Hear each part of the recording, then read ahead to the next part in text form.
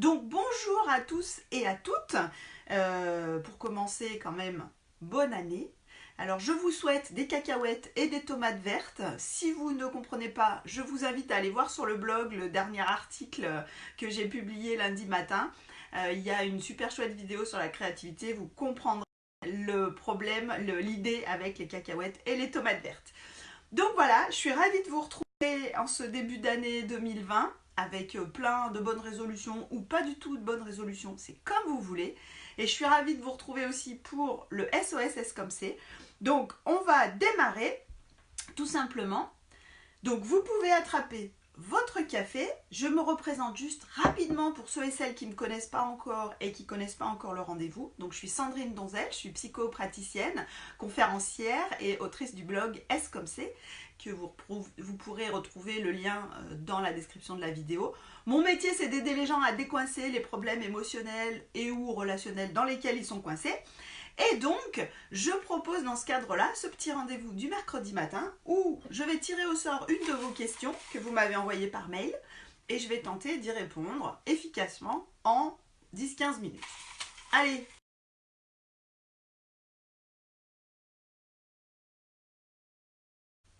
C'est tout bon. Donc, j'ai tiré au sort la question numéro 9 et je vais aller la lire immédiatement. Alors, la question numéro 9, où est-elle? Elle est là. Donc, la question, c'est une question qui avait été posée en commentaire d'une demande que j'avais faite sur les réseaux pour dire, tiens, donnez-moi des idées d'articles. Donc, la question, c'est la suivante. Peut-on nécessairement répondre aux incessants et non moins nécessaires pourquoi des tout petits? Et si oui, pourquoi? Parce que on dirait que, quelle que soit la réponse, en suivra toujours un autre pourquoi. Par conséquent, je n'ai pas l'impression que nos tout petits attendent une réponse, aussi rationnelle soit-elle. Donc, effectivement, il y a un âge auquel les enfants demandent beaucoup pourquoi. C'est en général autour de 3 ans, à peu près autour de 3 ans. Et du coup, ça peut commencer un peu avant et ça dure souvent à peu près toute l'époque de la maternelle, entre 3 et 5 ans. Donc vous avez des pourquoi. Et là on est un peu tiraillé en se disant ouais c'est super, l'enfant il dit pourquoi, donc ça veut dire qu'il a très envie pardon, il est curieux, il a envie de découvrir, donc c'est important de lui répondre, de développer cette curiosité. Et d'un autre côté, il y a des moments où ça nous saoule. Hein, parce que quand on a répondu à 10 000 pourquoi dans la journée, on a juste envie de dire, vous savez, comme dans la pub, mais parce que, pourquoi est-il si méchant? Parce que. C'était une pub Orangina, si je me souviens bien.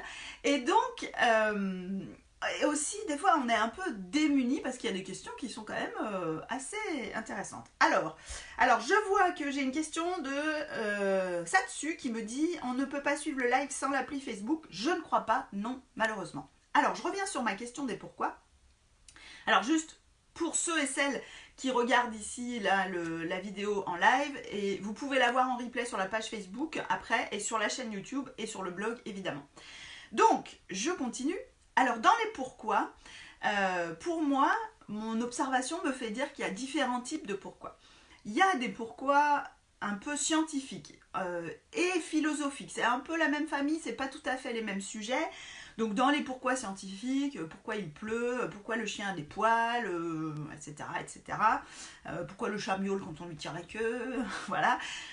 Qui traduisent une espèce de curiosité, de recherche de sens parfois. Donc ça c'est plus les pourquoi philosophiques. Pourquoi est-ce qu'on meurt par exemple? C'est une question qui est souvent posée. Pourquoi la dame est méchante par exemple? Moi mes enfants m'ont demandé ça c'est arrivé quand ils étaient petits. Et donc, c'est pourquoi, philosophique et scientifique, il montre, je le disais, cette espèce de curiosité, cette envie de découvrir le monde et tout ça.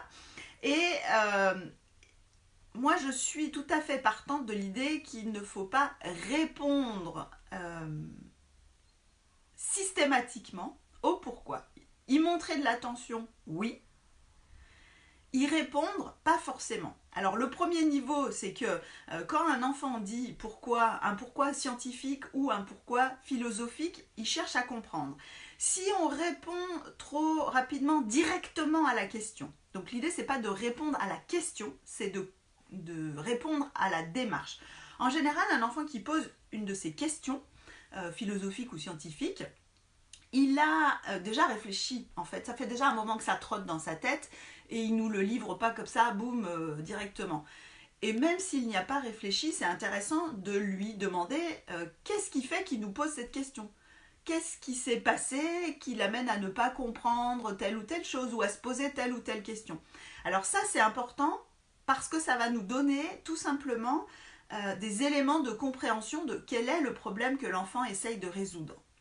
Si on répond trop vite au pourquoi, on risque de rester sur une réponse de premier niveau qui ne va pas coïncider avec ce que l'enfant s'est déjà imaginé ou avec ce qui s'est passé, et du coup on va l'embrouiller plus qu'autre chose. Donc moi souvent, je préconise aux parents, quand il y a des pourquoi à répétition, de plutôt demander tiens, qu'est-ce qui fait que tu me poses cette question ? D'accord ? Et parfois, les enfants, ils jouent au jeu des pourquoi. C'est-à-dire, ils demandent pourquoi, ils obtiennent une réponse, donc ils disent, chouette, je peux... Ah, c'est un peu comme on met des pièces dans le jukebox. Tac, ah, pouf, j'obtiens une réponse.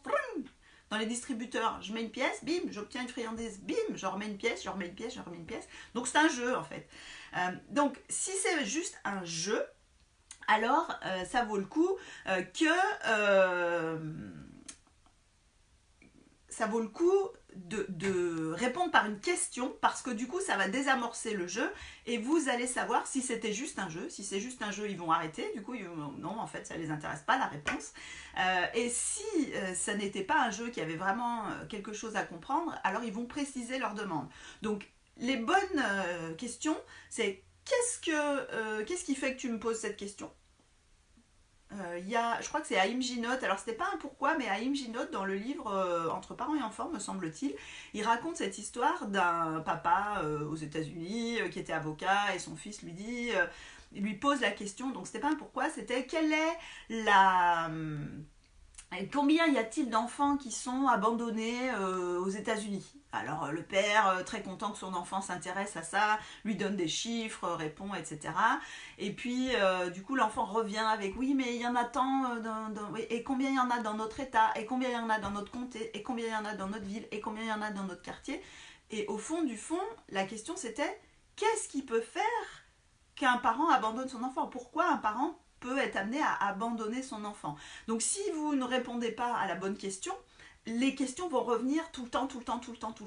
Donc ça incite à se dire, quand il y a pourquoi, c'est on va chercher la question derrière la question. Ça c'est très important. Donc les questions à poser, c'est comme je le disais, qu'est-ce qui fait que tu me poses cette question? Qu'est-ce que tu en penses toi? Qu'est-ce que tu as déjà imaginé? Tu as déjà réfléchi à la question? Qu'est-ce que tu me donnerais comme réponse, toi? D'accord? Donc ça, c'est intéressant, aussi bien pour les pourquoi scientifiques, pourquoi il pleut, pourquoi le chat a des poils, etc., pourquoi les plantes, elles poussent au printemps, pourquoi la neige tombe. Et c'est intéressant aussi pour les questions philosophiques. Parce que les questions, pourquoi on meurt? Moi, je ne sais pas. Enfin, après, il y a des explications biologiques, mais c'est pas forcément ça que l'enfant veut entendre. Donc, les questions scientifiques, là aussi, c'est intéressant d'aller se dire, et philosophique, de construire ensemble la démarche. Tiens, moi, je pense ça, et je pense ça parce que j'ai lu ça, et toi, t'en penses quoi? Et on peut utiliser aussi des livres comme support pour parler des sujets. Sur la mort, il y a un livre dont je parle souvent qui est à quoi ça sert de vivre si on meurt à la fin, et que je trouve assez intéressant pour parler justement de la mort et du sens de la vie, parce que du coup c'est surtout ça qui est intéressant. Et après, il y a des pourquoi émotionnels. Pourquoi je dois aller me coucher? Pourquoi je dois aller à l'école? Ce ne sont pas forcément des questions dans lesquelles l'enfant cherche à exprimer sa recherche et sa compréhension du sens de ce qu'il veut, de ce qu'il doit faire. Il ne cherche pas à une explication. Il est souvent, quand il dit pourquoi je dois aller me coucher, pourquoi je dois me laver les dents, pourquoi je dois manger, il est plutôt en train de dire j'ai pas trop envie. Et là encore, si on répond du coup avec une explication rationnelle, on passe à côté du problème. Ce qui veut dire que à ces questions émotionnelles, il peut être intéressant de reformuler en disant tiens, ça t'embête d'aller à l'école? Ou tiens, tu te demandes pourquoi tu dois aller à l'école? Donc c'est juste un reflet et qui va amener l'enfant à préciser quel est le problème.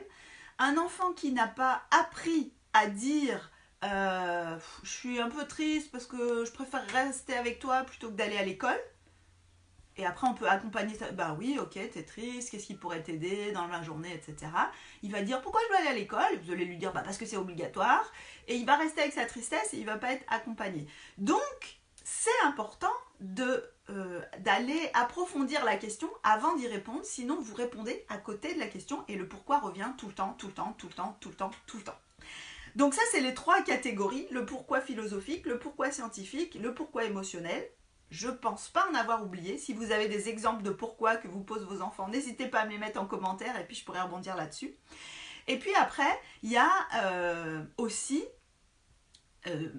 on a le droit de, quand on a, parfois les enfants vont poser une question, on va leur donner une réponse et puis ils vont avoir envie de la reposer juste pour vérifier que la réponse est toujours la même. Et donc, on a le droit de répondre 1 fois, 2 fois, 3 fois, 4 fois, 5 fois, on fait comme on veut. Mais quand on en a trop marre, on a quand même le droit de dire « Je crois que j'ai déjà répondu à cette question ». D'accord? À condition d'avoir vérifié qu'on répond à la bonne question. Et du coup, je crois que j'ai déjà répondu à cette question. Est-ce que c'est vraiment ça que tu veux savoir ou il y a autre chose? Et même avec des enfants de 3 à 5 ans, on peut arriver à obtenir des réponses quand même intéressantes et constructives qui vont nous permettre de faire cesser ce cycle des pourquoi. Mais évidemment, quand vous avez résolu un pourquoi, il y en a plein d'autres qui vont arriver. Donc, vers 5 ans, ça s'arrête quand même, je le dis, si vous en avez un peu marre. Donc voilà, je ne sais pas si vous avez des questions complémentaires. Comme je le disais tout à l'heure, vous pouvez me donner des exemples de pourquoi en commentaire, comme ça je pourrais peut-être rebondir, réagir sur les types de pourquoi que vous me citez. En attendant, je vous donne juste quelques infos en attendant de voir s'il y a des questions complémentaires. Donc les infos que j'avais envie de vous donner, c'est 2 choses. La première, c'est la prochaine conférence en ligne. Elle a lieu mardi 21 janvier à 21h. Elle porte sur le stress, le burn-out. Donc ça a l'air un peu comme ça négatif au début, mais l'idée c'est justement d'identifier nos réactions face au stress, c'est de pouvoir préparer l'année pour la vivre sereinement, zen, et de mettre en place des choses pour ça. Et elle s'adresse aussi bien à chacun individuellement que à l'entourage personnel ou professionnel de gens qui sont stressés. Si vous avez votre conjoint, votre compagne qui est très stressé, qui manifeste des signes de burn-out, si vous avez un collaborateur dans votre équipe ou une collègue qui manifeste des signes de stress et d'épuisement, cette conférence, elle pourra vous aider justement à y répondre de manière adéquate. Donc voilà, ça c'est la première chose. Et la deuxième, je lance un atelier Parler pour que les enfants écoutent, écouter pour qu'ils parlent à Chambéry, donc en présentiel. À partir du 27 janvier, donc là il faut vous inscrire assez rapidement d'ici la milieu de semaine prochaine, donc avant le 15 janvier, pour que je puisse commander les livrets et avancer. Alors je regarde les commentaires, donc vous trouverez les infos en lien dans la description de la vidéo après coup. Alors je vois que Manu me dit merci pour ces réponses, ben, c'est parfait, si vous êtes satisfaite. Je n'ai pas vu de pourquoi complémentaire. Alors, c'est quand la conférence Burnout, me dit Manu, c'est le 21, le mardi 21, pas le mardi qui vient, le mardi d'après, dans 2 semaines. Donc, vous avez encore le temps, hein, vous pouvez vous inscrire encore jusque dans les derniers jours, il n'y a pas de souci. Et puis, si vous ne pouvez pas être disponible le 21 en live, si vous vous inscrivez, vous aurez quand même accès au replay, à tous les documents qui vont bien. Donc, voilà. Je vous dis merci, je ne sais pas s'il y aura un SOS la semaine prochaine parce que j'ai une semaine qui est assez chargée, donc je vous redirai ça rapidement sur les réseaux sociaux. Je vous dis à la semaine prochaine, d'ici là, portez-vous bien et passez une bonne journée.